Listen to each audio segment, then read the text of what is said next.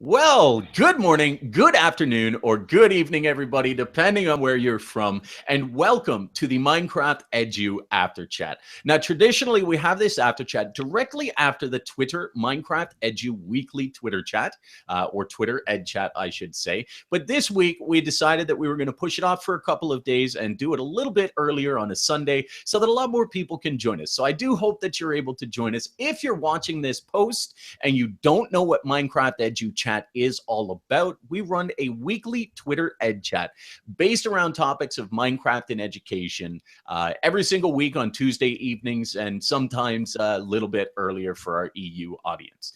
This week, though, we focused on the topic of leveraging student voice with games like Minecraft. And we are joined, of course, tonight by our other co-founder of the MinecraftEdu Chat, Mark Grundell. And we are also joined by our host of the evening, Stephen Isaacs. And I'm sure that you guys will recognize him and know him very, very well. So we're happy to have you here, guys. My name, of course, is Garrett Zimmer. I'm one of the founders of the MinecraftEdu Twitter chat. And I am happily a Minecraft mentor, though last week was Steven's Minecraft Mentor of the Week, so mine will come up at some point in time. And I love the idea of game-based learning, giving kids the opportunity to get into games in their educational field as a motivating tool. So we're going to get Mark to go ahead and introduce himself real quickly, and then Steven, please introduce yourself to us. Yep. Well, welcome. Thank you for joining us. We're a few days after the chat. Really excited about this chat. This was exciting. Steve, thanks for joining us. This is a topic I'm very passionate about, and I think that, most educators are. But yeah, really, getting to know your students and then the best way to, get the most out of those relationships with our kids. So great topic. Steve, super excited to have you. You've been a phenomenal mentor for me. You've taught me so much. You are a mentor in the truest regard. So I love working with you. Love doing this chat with you. Thanks for being on. Thanks, Mark and Garrett. It's great to be with you guys. You know that. So yeah, I'm Steve Isaacs. I teach video game design and development at William Adams Middle School in New Jersey, and I've used a lot of different games. I mean, games are at the heart of what I do, but primarily what I'm teaching is kids how to make games and the iterative design process. And once I got kind of interested or dragged into using Minecraft, it became so amazing to me. And I know Garrett would definitely agree from his work that as a game design engine, despite the fact that it was not created as a game design engine, it's pretty amazing. So many things that have come out of that and what my kids have been able to do. And in terms of tonight's topic with leveraging student voice, whatever my kids do, I want it amplified. I want to have them sharing with an authentic audience. So whether it be sharing their final game, sharing a blog post game review, sharing a tutorial that they've created for how to do something, I want it out there, amongst the real communities that share this stuff. So that's where my heart is in education and in student voice. Well, I think that's awesome. And, the fact that we're talking about making it authentic, I think that's probably the highlight word that we do like to use. And, it's so important, regardless of whether your students are game designers or other, to have that authentic audience, because it really gives them a reason to say, okay, am I passionate about this subject? And if I am, I'm going to share it with somebody who may not agree, who may agree, but I'm at least going to get some feedback out of it. And it just feels more real than putting it on, a teacher's desk just for the mark. Right. It's really, really Absolutely. I mean, and I think, it pulls more out of the students, Yep. They know they're going to share it, whether it's on YouTube. I know, Steve, you use a lot of different apps to share your students' work besides YouTube, which we'll talk about. But, they know that other people are going to see it besides the teacher. I think, they'll comply with the teacher. But when they know it's going out and maybe their friends are going to see it, they're really going to put their heart into it because they want everyone to see their best work. Yeah. I had one student who's mom was so impressed with her son's video in Minecraft because he did it on the PlayStation 3, so he couldn't bring it in. She put the video that he made on Facebook and shared it with me. Yeah, It was so funny. It was really cool. Awesome. When does I that had happen in a traditional classroom environment? Right. In the You know, it was didactic method? you know, it was so cool along those lines. I had a kid who, you know, I had kids do walkthroughs or of their games and then posted them on YouTube. And to me, you know, it was just the kid talking excited about his game. When I shared it with his mom through email, I got an email back that she was like beyond astounded that this kid who doesn't talk that much, you know, I didn't know that, you know, but she couldn't believe how eloquently he shared about this. And I was like, wow, because to me it was just I just was like, hey, we're rolling, you know, let's film you talking about your game. And, you know, the passion broke through, you know. So that's super great. And real recently what I did, so, you know, I always, like I say, I always want them publishing out. My goal for my whole 8th grade class is that they create and publish a final version of their game at the end.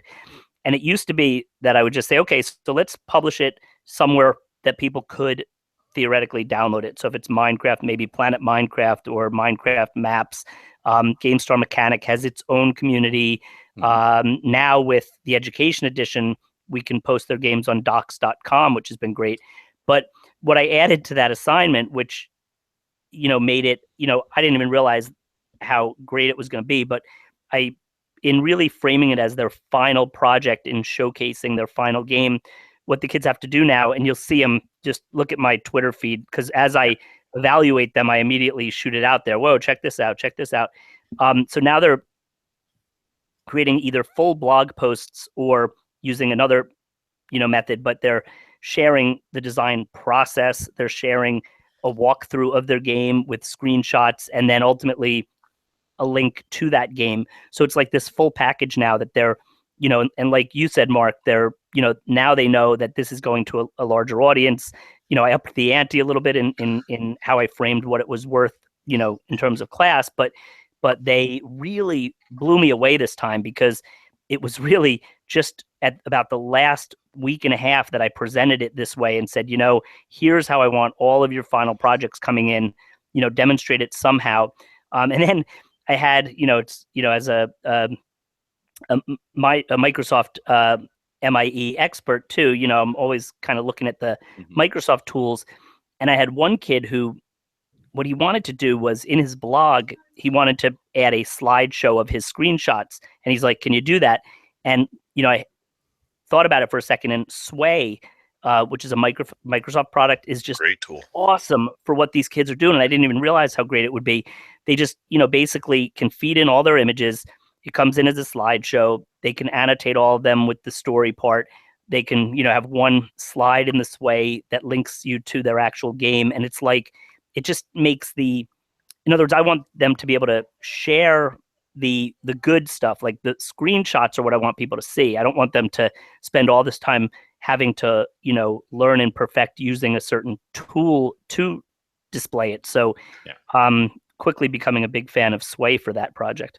and what's phenomenal about Sway is that it's web-based. Right. So really, you can use it on any device, right? I mean, you can use it too.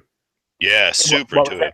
Well, yeah, it is. And also the publishing aspect of it. I mean, it's like with a blog, you know, I have them create an account and they kind of have to get comfortable with using and logging into their account. Sway, it's like I mean, I guess if you just have an Office 365 or any account, you know, once you're in there, it's like poof, you know, it just magically, you know, is published. It's pretty great. So this entire conversation has really covered question one in depth and perfectly, because question one, I'll bring everybody up to speed. The Twitter EdChat is very focused on question and answer. So we, you know, the hosts and the community and the moderator will put the question out there. Everybody will answer it, A1, A2, A3. So question one was actually, how does incorporating student expertise and interest increase engagement and ownership of the work? And that, I think, is the heart of everything that this conversation was talking about. is giving students to Boom. showcase their work to other people. It's just a tremendous sense of ownership. You can't get away from it. And there's excitement when students see, people out there looking at their stuff and saying, hey, this is great work, and even giving feedback on that is just tremendous. One thing that go ahead, Steve. I'm sorry, I just got excited. But today as I was evaluating some of their work, one kid, they did post it on Planet Minecraft, and I was looking, and it had like this amazing, like hundreds of views and I think 40 something downloads. And I was like thinking to myself for a minute, I'm like, wait a minute. I'm like, is this a game that they, something they already had up there? Because it just seemed to have a lot of attention. Yeah. And they only posted it 2 days ago, and it has, which is really great to know that communities like that, I mean, without the kid doing, they posted it, they included a description, and people are downloading and I presume playing their game already, which is great. Yeah. And one thing that I really enjoy that you do, Steve, and I forget the tool, but you create the tutorials. Yeah. Well, you don't. You have the kids create the step-by-step tutorials. I really enjoyed the one that you posted in the beginning of January. It was the girl who made the tripwire trap in the house. I thought that was a great tutorial, and I'm thinking about that now. And we're talking about leveraging student voice, but think about the literacy skills going into that. Just the writing and the empathy, thinking about my audience and what do they need to know in order to follow this step-by-step process. So I mean, absolutely, just all the other skills being embedded into this. And she really did a great job. I thought her tutorial was phenomenal because she really did break it down step by step for like, whether you're experienced in Minecraft or not. I thought she did a great job. Right. Yeah, the tool is Snap Guide. SNAP Guide, Snap Guide. It's awesome. The kids, again, it's funny because we get all into this, super high tech like video editing and all these things we could do now. But that tool, all they have to do, and they come out looking beautiful, is upload screenshots and then give the step-by-step directions. So, like you said, I mean, it's kind of like the old assignment some teachers give, like teach the class how, or teach us how to make a peanut butter and jelly sandwich, as if, hey, there we go, peanut butter and jelly, as if we did not know how to make a peanut butter and jelly sandwich. Make sure it's perfectly clear. And I stress that to the kids because, quite honestly, a lot of the redstone stuff they do in Minecraft, if I, Steve Isaacs, can go step by step and recreate it based on their directions, then I know they did a pretty good job, because there will be things in it that I don't know on my own. So that's really powerful. And even to take it even a step further, like as one of the kind of learning outcomes I always look for is some degree of coding. The kids are talking about sequential reasoning in an activity like that. So while it's not really sophisticated in terms of all of the elements of programming, it's a great first step to teaching. With programming, we're teaching a computer through directions. Yeah, and computational thinking. That's exactly it. Stephen and Mark, you guys both know Brian Aspinall. Yep. And I've had this conversation with him, and we've actually had this conversation with him on a MinecraftEdu chat, this idea of computational thinking, where, the language of the future isn't necessarily a specific programming language. It's not necessarily C++ or Java or anything like that. Right. It is the basis and the fundamental of it is that idea of computational thinking, that idea of sequential thinking. And that's something that we really need to drive and put a vested into, or give our children a reason to have a vested interest in it. So it's amazing how what you do is not necessarily, teach them how to code in Unity and have this, big, broad Unity developed game or anything like that. But it's giving them those stepping stones at grade 8 to really drive forward and see, what they can do with it. That's so amazing. It leads into, we'll skip question 2. I'll let everybody know what question 2 was, which is, when is it not appropriate for students versus teachers to share and curate work? So if we do want to answer this, we can. And then what is the benefit of either method? But I think it's really important for us to talk about question 3, which is what are some of the concerns around sharing students' work to a global audience? What are the challenges? And of course, how do we overcome that? So Stephen, what are some of the concerns that you've come across in You know, it's interesting because I'll say more than even my own initial concern. When we had the chat the other night, one thing that came up and really was my key takeaway was, you know, thinking about the reality that comments that people post on public things. I mean, you know, even gosh, I mean, the news has changed dramatically. Like where it used to be that you'd read a news article, now you jump down to the comments and it's like a bloodbath, you know? Right. So I think that is a concern because in other words, I want the kids to be proud and excited about sharing. And fortunately, mostly we're seeing that positive side. But the point was raised, and I have to acknowledge it, that Yeah. you know, if you've posted something and now you're excited to see the reaction of people, if people are just lousy, you know, that's a new area of digital citizenship that, you know, we have to kind of go into only because we have no control over what other people do. So that's a concern. Yes. And that was brought up by a number of people. I know, Yeah. I guess Darren, Mr. Prothero brought that up. Yeah.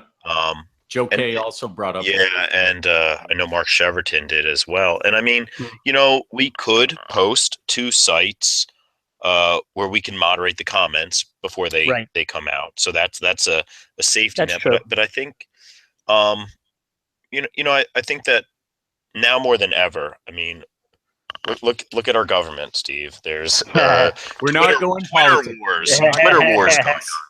So I'm gonna say, but there are literally tweet wars going on, right? But, yeah, and you know, we got to teach kids to be responsible out there. And you're posting something positive. If someone else says something negative, you know, it's a teachable moment, right? Right. I mean, we need to address it. And here's also my feeling on all that, and this goes, you know, on every level of this stuff about what we have kids doing and not doing online. If we, you know, in other words, so let's say we don't have them posted in class because we're afraid of that liability. Yeah. You know, then what's happening is these same kids theoretically are going home and could be doing that at home without anybody to support them. They will. So yeah, they will. And so in other words, in this case, if it's something that, you know, and I can't take all the responsibility of being sure everything's, you know, perfect, but I'm a trusting, supportive set of eyes and a voice of reason to help guide these kids through that. Really feel that we do a disservice to our kids when we, in other words, if we said that was a concern and therefore we should not ever post a child's work online, I think we're missing the point entirely. The fact that it's a concern allows us to hopefully address it straight away and really attack it, and be proactive. So, but it does raise the importance of having that discussion in class. Like for me to be to kids like, hey, this is great. I'm so excited that you're posting this, you know. I'm going to share my experience coming as a former YouTuber who has 12,000 subscribers. And you know what, let's not even focus on me because I didn't get a lot of negative comments. I don't know if it was my, you know, approach or the style or maybe the, you know, the veneer of how I look is like, you can say whatever you want. So there's no point in saying it. But I have a very good friend of mine, Tomahawk 1989. You've met him, Steve. And I think you have Marcus. He Skyped with my class. He has. And my class, yeah. I'll see Tomahawk next month. I'm excited. Oh, yeah. Great. Now, you can talk to him about this because he has an audience of 150 to 200,000 subscribers. And, you know, he is constantly beleaguered by negative comments and, you know, difficult to deal with comments and aggressive comments and things like this. And we all in the YouTube environment face that. Right. And kids who are sharing their work, sharing their ideas and sharing everything out, which that's the whole basis and fundamental of Minecraft is it's about about, you know, this community driven aspect. So kids are out there doing that if they have any experience with Minecraft, and they are seeing the negative comments. They're seeing people coming back to them saying you sound like a squeaker and all of this tremendous things. So to your point, Stephen, I think you are 100% on the right track with stating that, you know, we should embrace this in our education. We talked with Todd Russo and Rebecca McClelland a number of months back on the topic of whole child learning. And this is not something, we can pass the buck on to parents, or, it should fundamentally fall to parents to take care of the children like this. But we also, as educators, have some level of responsibility to help them through this in any case. So being able to prepare them to start sharing with global audiences early, Yes. and do it in a way where, as you said, Stephen, you act as a voice of reason and a support, is so huge in giving kids the opportunity to look at those comments and say, okay, that is not me. That is, I am better than that, and I don't have to worry about that comment. It really gives absolutely us so huge. I mean, I agree. I mean, we do it in my class. We do a number of things with social media. Last week was Teach Graphics Week with Scholastic and the Microsoft educator community through Skype Classroom.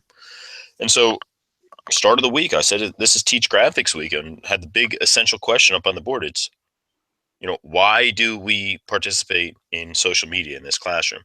And we talked about, like, we participate in a Twitter chat, and with the author of the Amulet graphic novels. We participated in a couple live Skypes. It's like, why are we doing this? It's because I'm modeling for you how to behave properly in a social atmosphere online. Because if we don't, they'll make up their own rules. So let me ask this then. What does the student voice say about this particular topic, about the idea of sharing? So Stephen and Mark, I know you've both shared out some of your students' developments and students' work, and some amazing things have come out of it. When you talk to your students about the feedback that they're receiving, whether negative or positive, what do they have to say about it? I'm curious. It's an excellent question.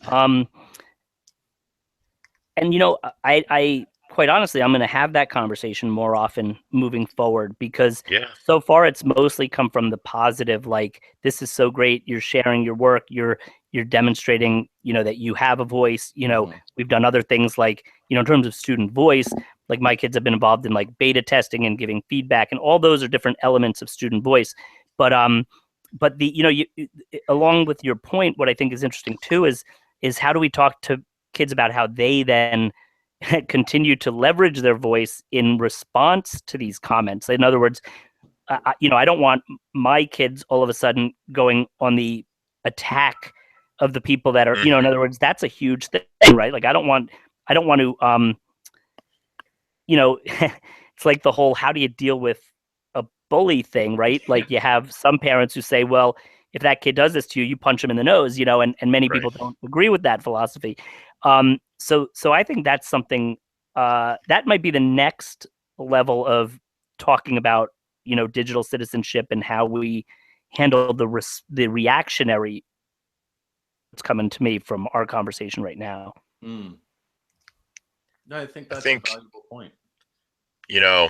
One nice thing about digital citizenship, social media, is that, as I guess the bully can pretty much hide behind a screen, right? But what I love about social media is it gives me that time where I've typed stuff up, and you stop, you think about it, and you hit delete. You don't hit the send. Maybe you get it out for yourself, but you don't hit the send. And actually, so in a Twitter chat that I participated with my class, there's one person in the chat. They were really spamming the chat, just putting a bunch of tweets in the chat, and we actually talked about that. And we talked about how it wasn't really appropriate, but we also had that conversation that it's not our job to put them in their place. But it also brings up the very important thing that we talk about so often with games like Minecraft about, how kids are like, so it's one thing that I post something and then there's just this static environment where people can now add their comments.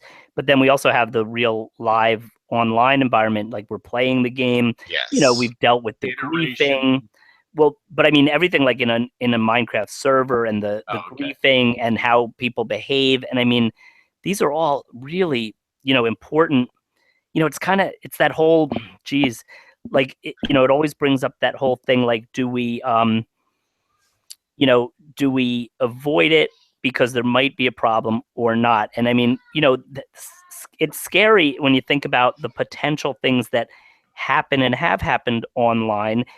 And those are also, but then when you think of it in terms of, numbers, it's really low percentages, but it's all valid stuff to address. And, it really, really, really gets to that question of like, how are we willing to put ourselves out there, for our kids and all that kind of stuff. It's a challenge. That's a challenge.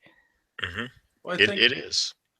All in all, just to kind of come around 360 degrees, all of these points, they all stem from student voice. They all stem from supporting student voice and giving them the opportunity and the power and the pride to share their work. Because I think a lot of this, when we're talking about the cause and effect or the idea of bullying, especially online, you made the comment that it's prevalent, and it really is. I know I'm putting together a series of training videos right now for Minecraft, and one of the big points that I made in there was that griefing will happen in a game. It is in a game and in an online environment. It's very easy because of the sort of anonymous profiles, and very common for kids to act out even more, or for even adults to act out even more and hide behind, a virtual persona.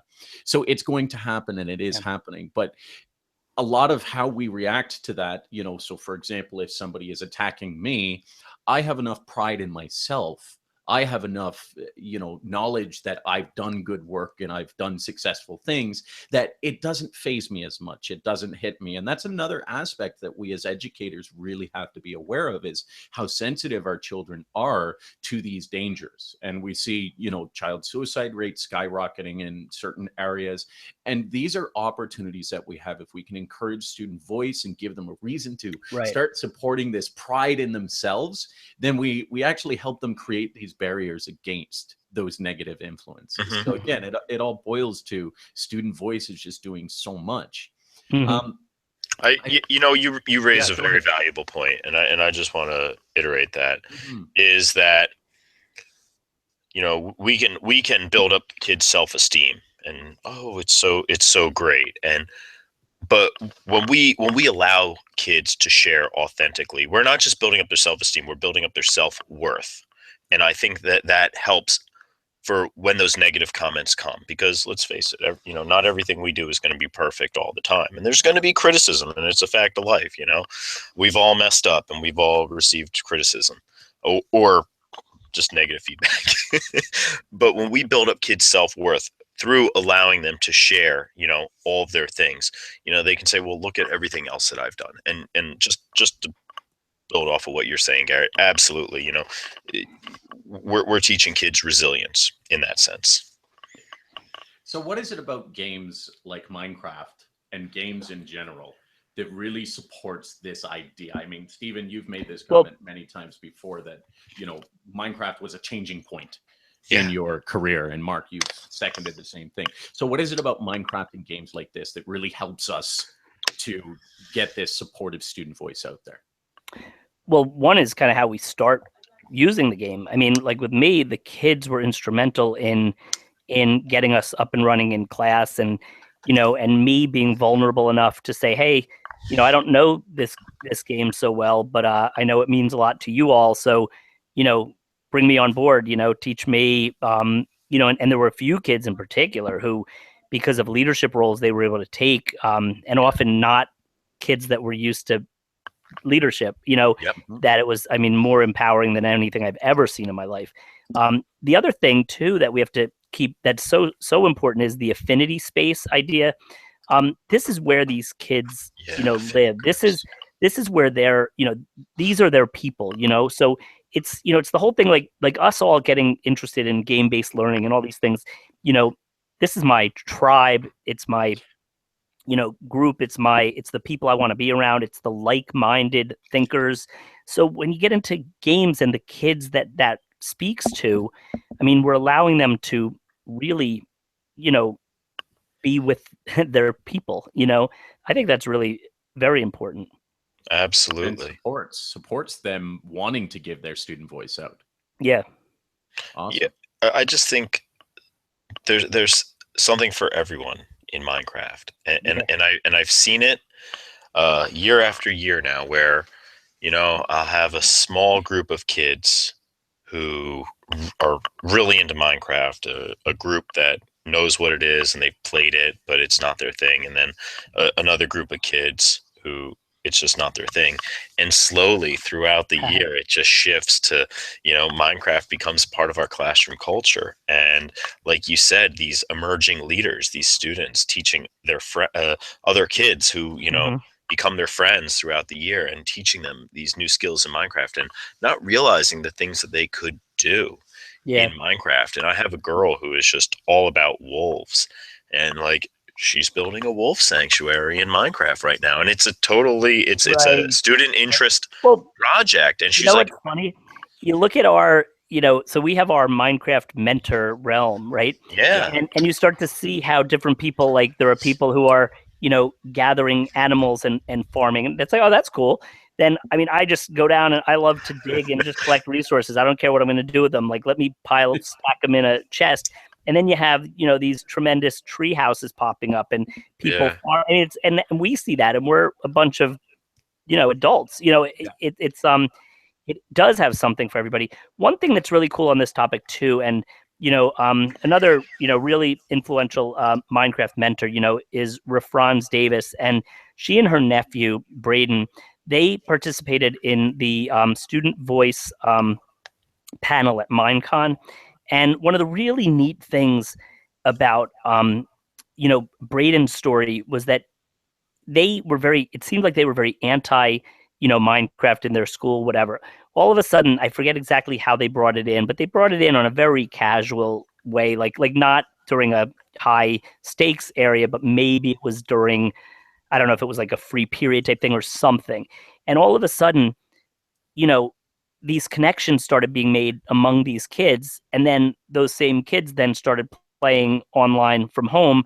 But these were some, kind of quiet kids that didn't necessarily know or find each other until this experience happened. So and I mean, I don't know. I mean, that's incredible.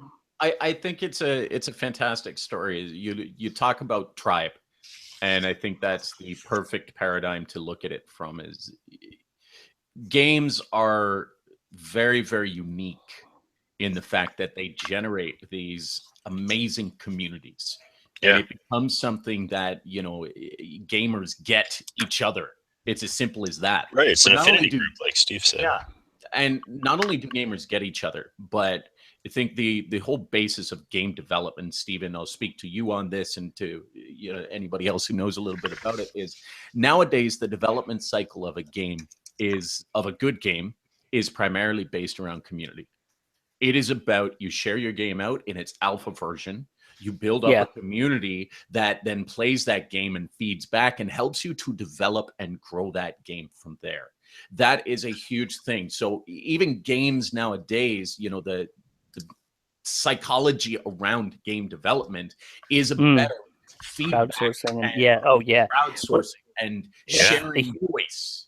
Huge part of my class. And, it really is cool. Like when you think of how Steam has that whole early access stuff now, I mean, kids and people get involved in a game very early. And I mean, how awesome is it? And Minecraft really led this charge. I mean, absolutely. Minecraft is probably the first game that was released in this really clunky, weird alpha stage, started picking up this cult following, and then to become as mainstream as it is, almost ridiculous. But it was, I mean, watching that, that's a history lesson in itself. In fact, if they haven't written a great one already, I mean, what a documentary you've got there, just really from the beginning. And I think that probably set the stage for all this, early access. And now there are these games that, again, people are playing, and they're giving feedback. And wow, I mean, when I was a kid, I had an opportunity to beta test educational games. The games were not anything that exciting, but I thought it was the coolest thing in the world that I was, as a middle school kid, I think, making money testing these games, trying to, find the bugs, submitting these, narrative reports to the person I was working for. And, now so many kids are involved in that on so many different levels. And, it is pretty great. Yeah. I got to say, when it comes to Minecraft, and I say this all the time, well, I say it all the time to a few select people, but I'll say it publicly right now.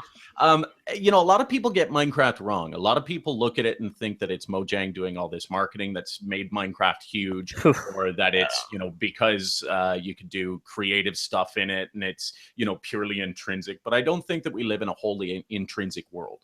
I think a lot of it is looking for value, looking for other people to validate the value that we have. And this is one of the most amazing things I've seen about Minecraft. I think it was successful because so many people out there began to use it and show it off in a creative fashion. And that's the bottom line, is they shared their voice. They shared their passion. They shared their artistic intent. And that's what made it grow. That, and the fact that everything out there is user generated. Like, you know, I love that there's no instruction manual, you know, even the wiki and all that. I don't know if any of it is sponsored or supported primarily by Mojang. I think it's all user created. And that is just, I love that. I mean, I love that. Well, and you Planet Minecraft, all the all the resources and maps and, look at, skins and projects. I mean, YouTube, like, what the heck, you know, like, oh yeah, how much content on YouTube around Minecraft? It's only like 41% of all game videos. All game videos are Minecraft. 41%. Wow. Like, it's unbelievable. Yeah. And like 1.4 billion hours a month or something. I don't know. Is watched. It's something ridiculous. Some ridiculous number. Maybe it's a year, but I love that too. When you have, you know, the parent that kind of comes up to you like, I don't really understand this. You know, my kid spends all this time watching other people play the game. Like, I don't get it. And if that wasn't happening, then we wouldn't have this voice and this, you know, because, you know, I mean, that's what drives that, right? Is that we have an audience. So that's pretty exciting. Yeah. Well, it goes back to, you know, what you talked about earlier with the affinity groups and the that, you know, just to reference James Yee again, but the semiotic domains, right? Like the shared common language, right? Yeah, yep, totally. And you know, every game has its own language, and Minecraft is not unique in that. But just to share in those conversations, you know, around whatever it is you're talking about in Minecraft with your kids, I think that you know, helps create that bond, right? But with you and your kids. For sure. Well, we could talk about this, I know, for hours forever. And hours, because, you know, the three gentlemen are sitting here, you know, dealing with we will create another 1.4 billion hours eventually. We are very, very proud of what Minecraft has achieved for our students. It's just absolutely amazing. But the bottom line is, you know, as educators, my final thought that I want to leave everybody with is this, that, you know, kids will share their voice regardless.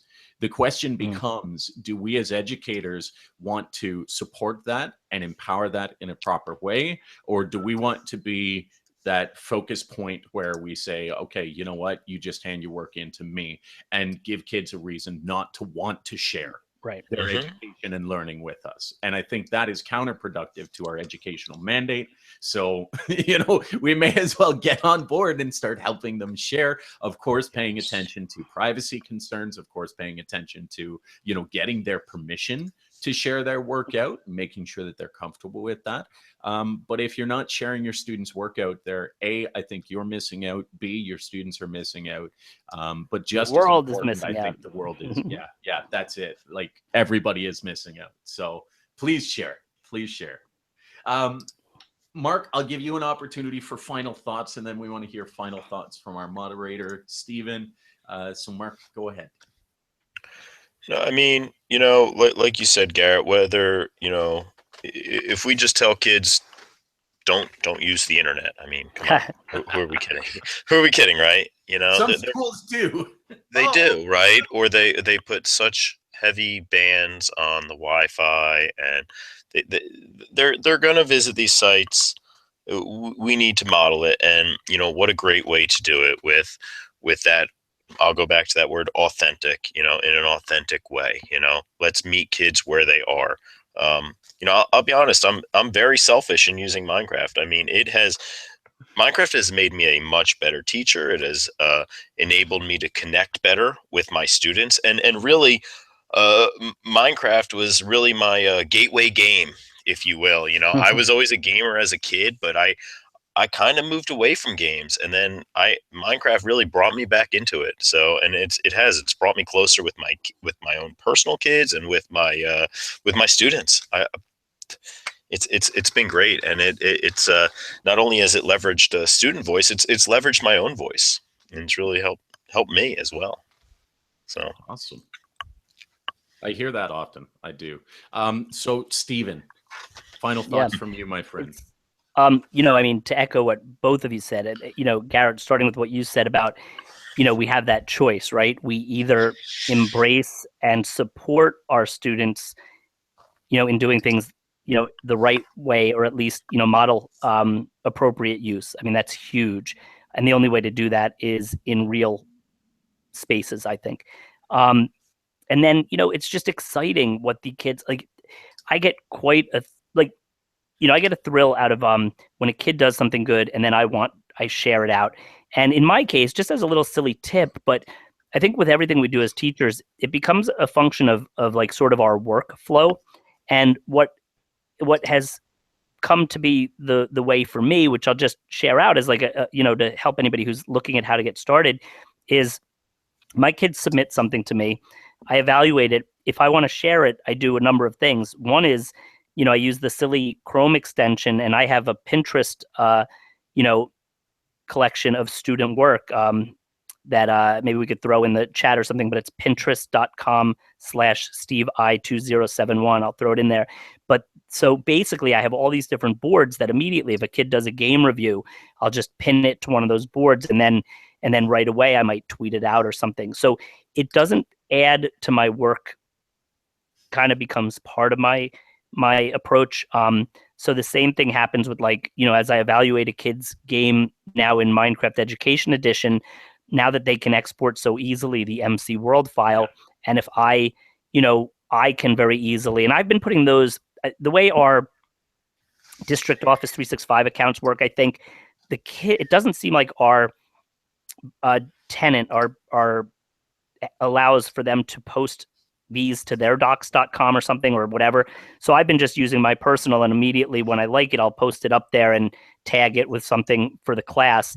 And then I'm just building that collection. But again, it's right part of that. Like, I evaluate it. All I have to do is go to docs.com, upload it, give a quick description, and save it, and it's available. So I think we're going to be seeing a lot of student created Minecraft worlds being shared in the very near future. And the next step will be finding out a way to share, like, have that community all know where to find these, and hopefully to find a good way to let the best ones rise to the top and let them get the attention they deserve, you know? Yeah.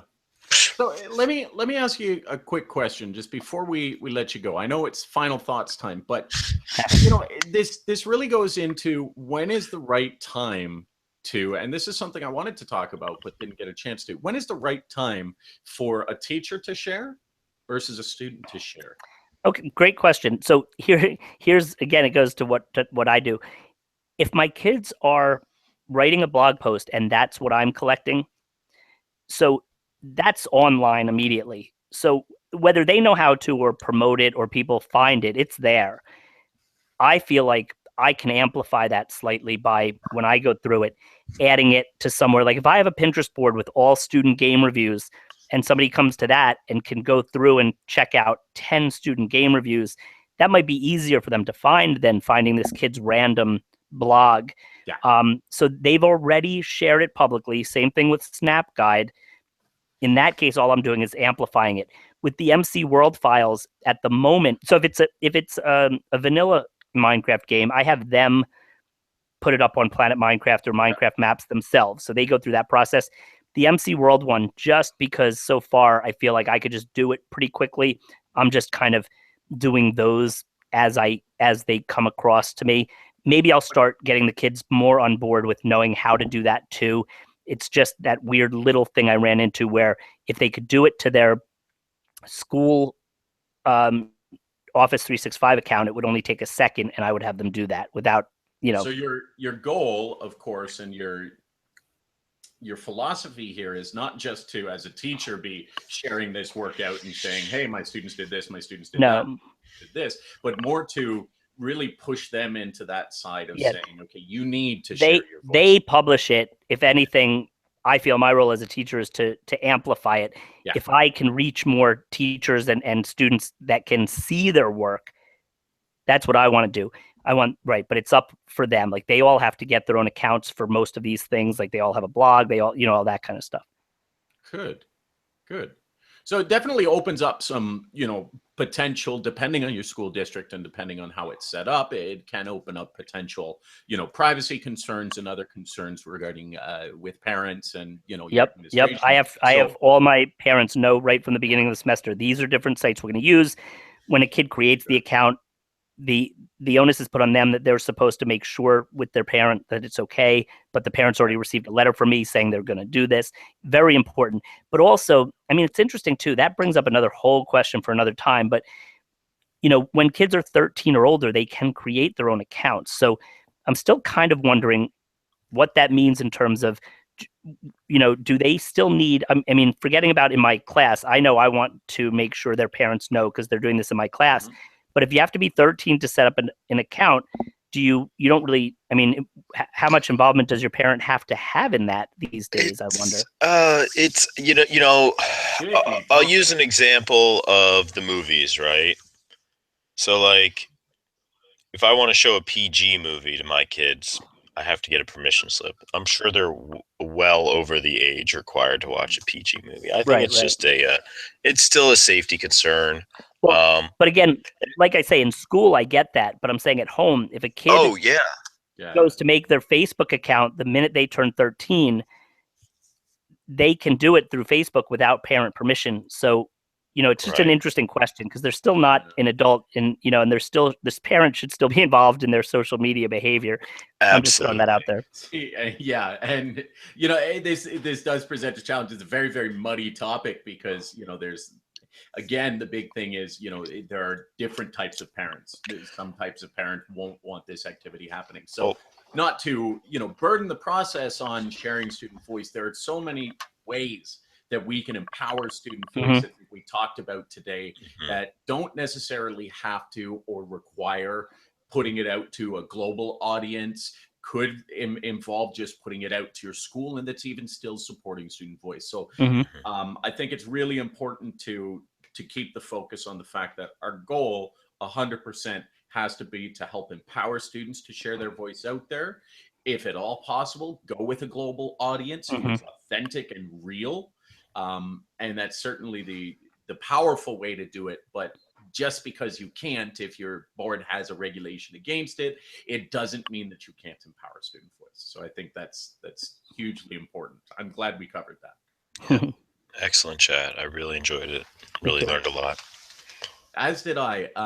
So that, I think, brings us to the end of it. We've gone for quite a time, a little bit longer than we had intended to, but I kind of expected that. When the three of us get into a call, it has a tendency to go. But brilliant conversation, and I hope that it was of value to you guys. And I hope that it shows you the types of value for you, our audience, that we can get from these Twitter Ed Chats and these After Chats. So I do hope that you guys join us again. Next week, I'll let you guys know, just a heads up, we are having the Twitter Ed Chat at a different time than 8:00 p.m. Eastern. It is going to be at 3:30 p.m. in the afternoon Eastern Standard Time. Because it's an EU chat, we are going to be facilitated by Andrew Minshaw, and he is going to be talking to us about building, research-based building, and recreating of buildings with Minecraft. Cool. So really, really amazing topic. I do hope that you guys can join us on Twitter using the hashtag MinecraftEdu at 3:30 p.m. Eastern Standard Time on Tuesday of this week. 2 days. Yeah, this week. 2 days. So thank you, Mark, and thank you once again, Yeah. Steve, for My pleasure. participating in this. This has been fantastic. I always love having these after chats. And to you, the audience, thank you very much for tuning in and participating with us. You can leave comments down below if you want to reach out to Steven or Mark or myself. You can reach us through the comment section. You can also reach us, of course, on Twitter. Steven's handle is at Mr_Isaacs with 2 A's. And Good luck with Mark's is at M Brundell, no underscore, and myself is at PB Jelly Games. So feel free to reach out to us or use the hashtag MinecraftEdu, and we will see you guys next week. Thank you both again. Thank you, guys.